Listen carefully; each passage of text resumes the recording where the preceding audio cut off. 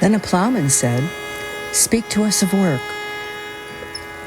And he answered, saying, "You work that you may keep pace with the earth and the soul of the earth.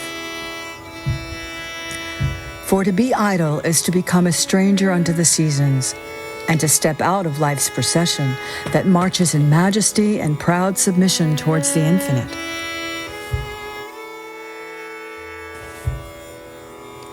When you work, you are a flute through whose heart the whispering of the hours turns to music. Which of you would be a reed, dumb and silent, when all else sings together in unison? Always you have been told that work is a curse and labor a misfortune. But I say to you that when you work, you fulfill a part of earth's furthest dream, assigned to you when the dream was born. And in keeping yourself with labor, you are in truth loving life. And to love life through labor is to be intimate with life's inmost secret. But if you in your pain call birth an affliction, and the support of the flesh a curse written upon your brow, then I answer that naught but the sweat of your brow shall wash away that which is written. You have been told also that life is darkness, and in your weariness you echo what was said by the weary. And I say that life is indeed darkness save when there is urge, and all urge is blind, save when there is knowledge. And all knowledge is vain, save when there is work. And all work is empty, save when there is love. And when you work with love, you bind yourself to yourself, and to one another, and to God.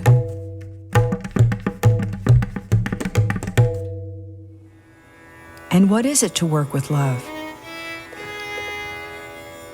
It is to weave the cloth with threads drawn from your heart, even as if your beloved were to wear that cloth. It is to build a house with affection, even as if your beloved were to dwell in that house. It is to sow seeds with tenderness and reap the harvest with joy, even as if your beloved were to eat the fruit. It is to charge all things you fashion with a breath of your own spirit, and to know that all the blessed dead are standing about you and watching.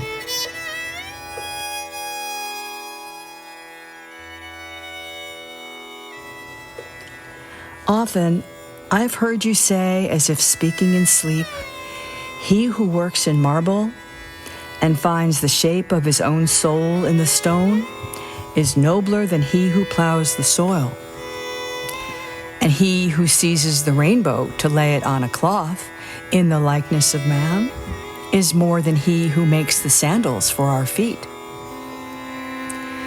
But I say, not in sleep, but in the over-wakefulness of noontide, that the wind speaks not more sweetly to the giant oaks than to the least of all the blades of grass. And he alone is great who turns the voice of the wind into a song made sweeter by his own loving.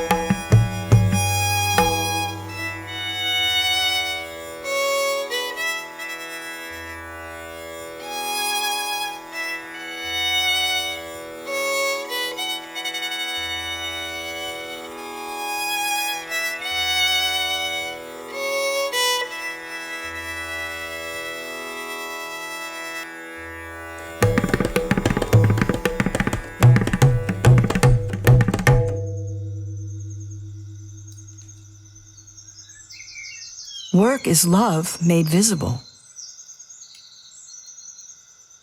And if you cannot work with love, but only with distaste, it is better that you should leave your work and sit at the gate of the temple and take alms of those who work with joy. For if you bake bread with indifference, you bake a bitter bread that feeds but half man's hunger.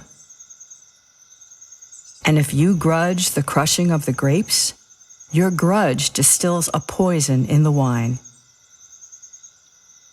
And if you sing, though as angels, and love not the singing, you muffle man's ears to the voices of the day and the voices of the night.